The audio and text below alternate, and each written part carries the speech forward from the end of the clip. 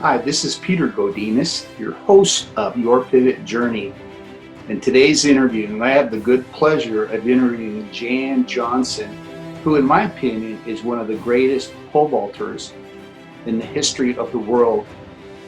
Why do I say that? Simply because Jan has held the world record in the pole vault, has won Olympic medals, and to this day continues to contribute to the sport of pole vaulting. So I have the good pleasure of actually standing in Jan's office. That bronze medal is just over to my left-hand side. And as you can tell, Jan is actually standing behind me waiting for this interview to begin. So what do you say, Jan? Let's get this show on the road.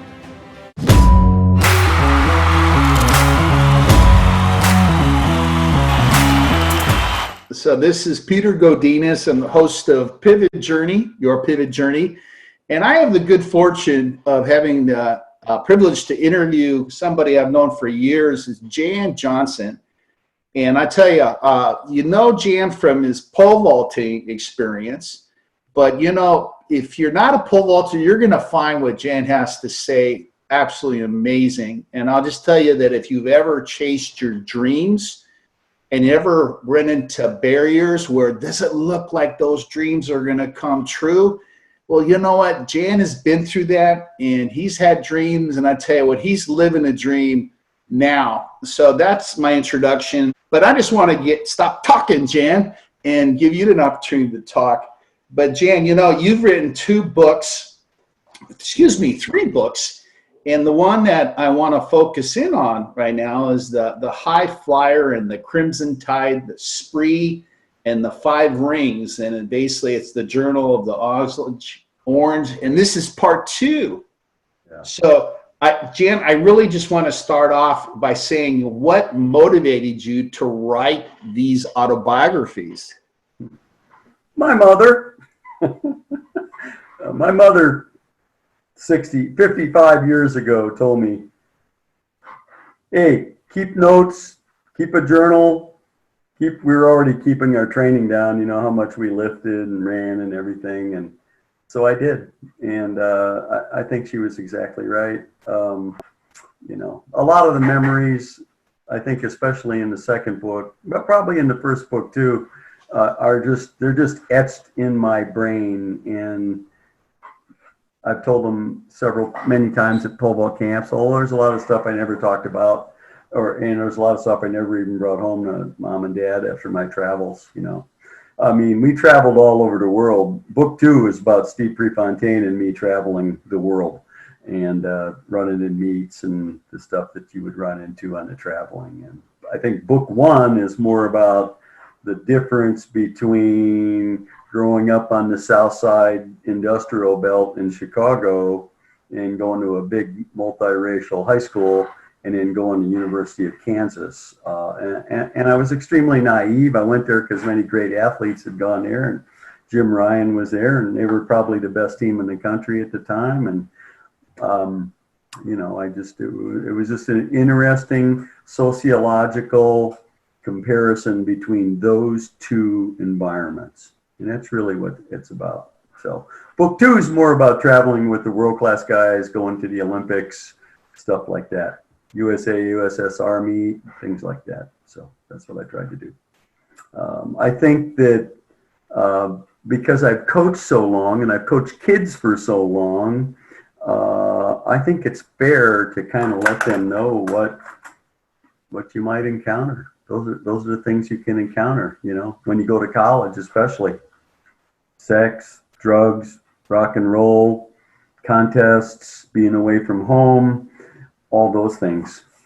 I think it's a little bit about that sometimes. So that's what it's about, big guy. I'm really happy that we get to talk about this, because obviously I'm loving it, Jan. You and I have been friends for a heck of a long time, and I think this is a good way to talk about things. Yes, sir. So. Now, how long did it take you to actually write, you know, each book? I mean, I've actually read your first book. It's on Amazon. Yep. But how long did it take you to write both books, part 1 and part 2? I hope the Olympics doesn't sue me because I put my medal on the cover, by the way. whoops, sorry.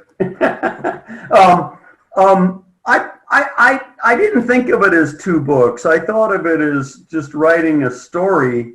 And I would get up in the morning, and on my wife's laptop, on Janny's laptop, I would just write stories down. I might write 2 or 3 stories in a morning, and then I would take them and I would put them into a database of stories, and then at some point I saw how long it was and how many pages it was, and I didn't really see any. I threw some stories out and I tweaked some stories a little bit, but it just ended up it was going to work better in 2 books of maybe 350 pages each about those times. It's a story about culture. It really is. It's a story about culture. Culture is really important. I think especially in this world, this time we're in right now, where we have, how can I say this politically correct? We have maybe a president and some people are really afraid of and concerned about, and then we seem to have people who really support this guy and think what he's doing is a good thing. And I think that's a cultural difference also. Where did you come up with the High Flyer and the Crimson Tide, Spree and the 5 Rings? Yeah, so all that. You know, the High Flyer. That's a tentative title, mister. It could just be the High Flyer and the 5 Rings. I know who the High Flyer is, Jan. But and I'm a high flyer. I was a pretty decent pole vaulter, big guy. I know that, Jan. See, that's the given, you know, and I think I understand. When you pole vault high, it feels like you're flying high, even though you're just flying low. Jan, I know the Crimson Tide answer to that, but you know the title. Maybe again, I'm answering your question. It's Spree and the 5 Rings. I think I know it is, but talk to us. Mr. Prefontaine and I had a nickname for each other. And I gave him the nickname first, and then we gave each other the nickname second. And I called him Spree. S. Steve Prefontaine. You abbreviated Spree, but we were also a spree. We were on a spree because we traveled all over the world for 4 or 5 years together as roommates. And he was my summer roommate, and we would laugh about it. So we were spree to each other. I think that summer, the summer of '72, after we both made the team, and this is after traveling together all summer in the summer of '71. You know, '71, we dueled the Russians, we dueled the Africans. I went to Europe for a long time. We went to the Pan American Games. There were a lot of world-class kids, you know, that were on those teams, and that really set the precedent. And I'm just really proud of that, because after my success at KU, at Kansas, and then getting kicked off the team, I just really wanted to show administration what they did, and that's the truth of it. I just really did. I was really motivated to show them that they had made a huge mistake. So they were all worried about how long our hair was and stuff like that. You know, I was held out of track meets because my hair was too long. I had to get a haircut at the Detroit airport before I won the NCAA meet in the March of 1970. I got left off the team because I wore bell bottoms. Holy smokes. And didn't get to jump in the NCAA meet my freshman year, or the Big 8 meet indoors. And then I won the Big 8 meet outdoors freshman year. There was just a cultural divide between the World War II generation and the way they won that war against that very incredibly over there in Germany, that one guy named Adolf Hitler, and the Japanese. And they did it with crew cuts and marine clips and all that. But 20 years later, their progeny, their kids, we didn't want any of that. And we didn't want anything to do with Vietnam, which most of us felt was an unjust war. And I think kids that had long hair and the music that was going on at that time was all about that. was basically about a protest against this war that we shouldn't have been in. I got to ask, you shared one of your favorite stories, but can you kind of gift us with some other your favorite story that maybe you want to share given the time frame we have here? Making the Junior Olympics team out of Chicago in the long jump. They didn't have the pole vault. And then meeting Jesse Owens at the regionals, or I'm sorry, at the sectionals in Chicago. And he's watching me long jump, and we sit in the stands together and we talk for probably 30 minutes. And then meeting him again in Washington, D.C. at the National Junior Olympics. And I think I was third or fourth or fifth in the long jump, something like that. And then we talked again and we were buddies. It was fun that way. And then he called me in my dorm room in October of 1970 and asked what was going on after I'd been kicked off. It was in all the papers. It was obviously in the Chicago Tribune. He's a Chicago guy. And that moment when my girlfriend picks up the phone in our dorm room, and I got 3 or 4 of my teammates sitting there, and she looks at me and she goes, "Jan, he says it's Jesse Owens." Oh my God. And we talked for about 30 minutes at that point. And, you know, he's an Ohio State guy. I think he was kind of interested in maybe me transferring to Ohio State. He knew I was going to be looking for a place to go after leaving KU. And I think that probably of all my stories in my career, that's probably one of my favorite. And he was just a hero of mine, you know, 3 or 4-time gold medalist, 1936 Olympics, right in front of Adolf Hitler and the Nazis. How cool is that? That's just amazing, you know, really. Because there's a lot of relational things going on. Yeah. I think people will be very attracted to. I think people, yeah, I didn't want to write a story about pole vaulting. I'm a pole vaulter. Yeah, there's a little pole vaulting in the book. I wanted to write a story about what I saw along the way, the path, the traveling to the Junior Olympics, the NCAA championships, the you know, setting the world record at the outdoor NCAA meet, you know, but we moved it indoors because it was raining so bad in Des Moines. Those type of things, I had to tell a story about them, you know. Racism in the dorms at the University of Kansas in Ellsworth Hall. I'd never seen anything like it. I went to Bloom High School. Come on, 7,000 kids, south side of Chicago. Half are black, half are white. We were the preeminent track team, basketball team, football team in the state of Illinois. We were loaded, and we were proud of where we went and who we were. And I think the administration at Bloom High School and the coaches all saw what needed to be done, and they promoted that thing.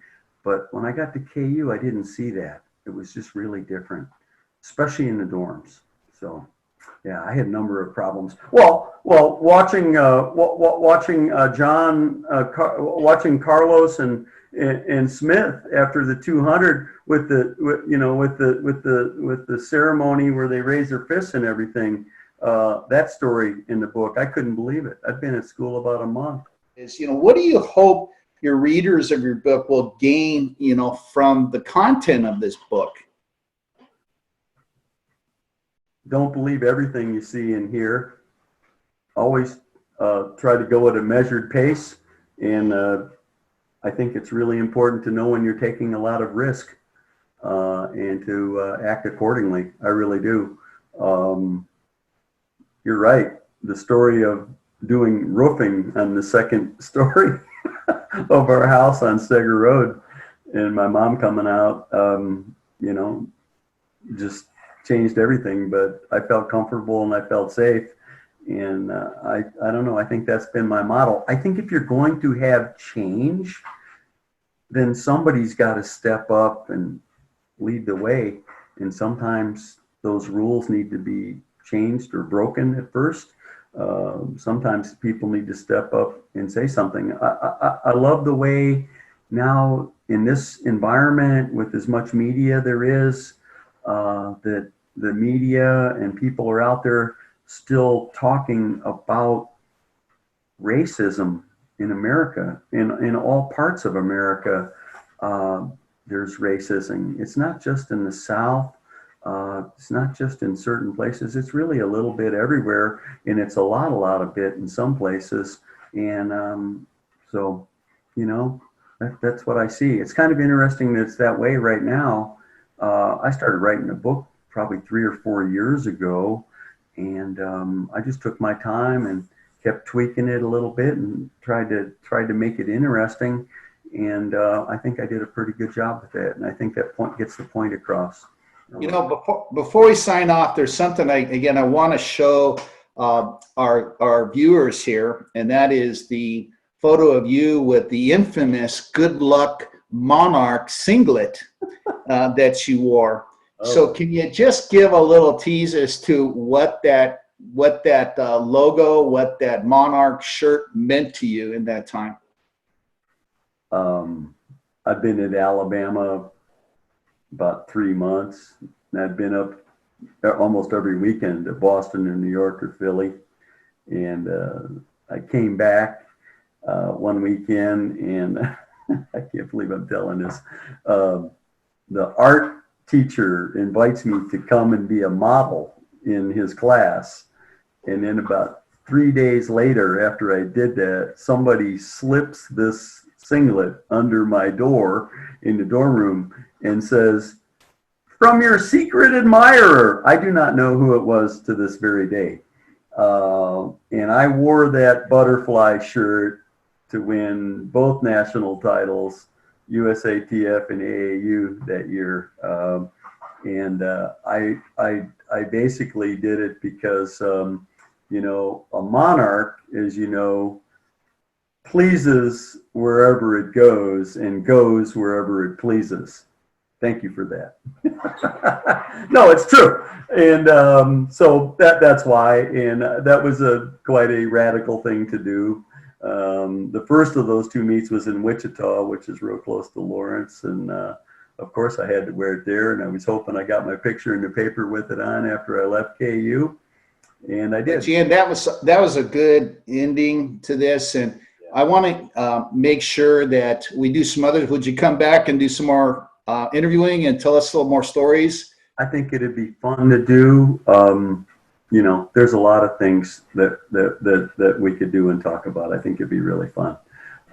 So I appreciate it, big guy. The High Flyer and the Cultural Revolution, the journey of, is it Osage Orange part? No, the Osage Orange. Osage oranges, green oranges, about this big that Osage orange trees produce. And we had 2 groves of Osage orange on Steger Road, where I grew up on the south side. And they were right there by our backyard pole vault pit. So we call it the Journal of the Osage Orange. Yeah. You know, that book is available on Amazon. I'm going to put the link at the bottom here so you can have anybody like to order it. But with that, Jan, I'm looking forward to some more interviews. I got a bunch of questions, but I didn't want to overwhelm you with so many questions. But I'm glad we got the first one done. So thank you very much, Jan Eric Johnson. Okay. Thank you very much, Coach Gilguinas. I appreciate it. All right, then. Signing off again. Stay out of trouble for a change. All right, then. Talk to you soon, Jan. Signing off. Thank you. Hi. I hope you enjoyed that interview with Jan Johnson. As you can see, Jan is a lot more than just about pole vaulting. So if you are interested in his book, I happen to be standing in the Amazon website right now. So if you'd like to order his book called The High Flyer Cultural Revolution, click on the link below. And oh, by the way, don't forget to subscribe to our channel.